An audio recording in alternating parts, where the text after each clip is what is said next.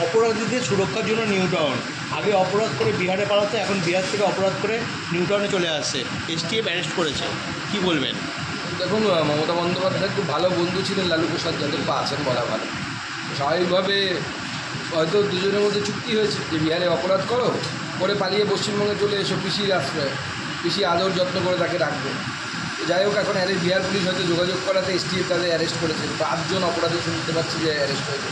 New টাউনে মাননীয় মুখ্যমন্ত্রী গরিবদের জন্য নাকি আবাস করলেন, আবাসের উদ্বোধন করলেন, যদিও তার মধ্যে কেন্দ্র সরকারের অংশ আছে, সেটা স্বীকার করলেন না।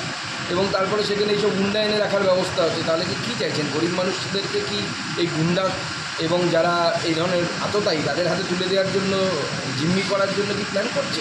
প্রধানমন্ত্রী তো শহরে ছিলেন গতকাল, নতুন করে বার্তা দেবো রাজ্য বিজেপিকে। না, মাননীয় প্রধানমন্ত্রী যা বার্তা দেওয়ার তার তো মঞ্চ থেকে দিয়েছে। বলেছেন যে উন্নয়ন যদি করতে হয়, বিকশিত বাংলা তৈরি করতে হবে, সেই ক্ষেত্রে তৃণমূল কংগ্রেস হচ্ছে সেই দেয়াল, যে দেওয়াল এই বিকশিত বাংলা হওয়ার পথে বাধা হয়ে দাঁড়াচ্ছে। এই বিকশিত বাংলা তৈরির এই লড়াইয়ে সবাইকে এগিয়ে আসতে হবে এবং তৃণমূল নামক এই দেয়ালটাকে সরাতে হবে। আজ ইন্ডিয়া জোটের মিটিং, সেখানে অভিষেক বন্দ্যোপাধ্যায় ভার্চুয়ালি অ্যাটেন্ড করবেন বলে। কী মিটিং? ভার্চুয়ালি না অ্যাকচুয়ালি, কে যে ইন্ডিয়া জোটে কোথায় আছে আমরা বুঝতে পারছি।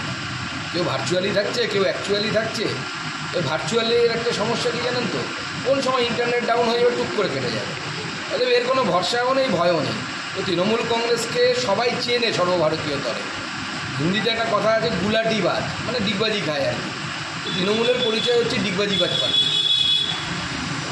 কি কোণঠাসা করার চেষ্টা করছে রাজ্য বিজেপি? দেখুন, আমি এটুকু বলবো, দিলীপ ঘোষের সাথে কালকে আমাদের কেন্দ্রীয় নেতৃত্ব কথা বলেছে। দিলীপ ঘোষ আমাদের পার্টির অনেক পুরনো নেতা, লড়াকু নেতা, পার্টির জন্য অনেক কিছু করেছেন। আমরা সবাই তাকে শ্রদ্ধা করি।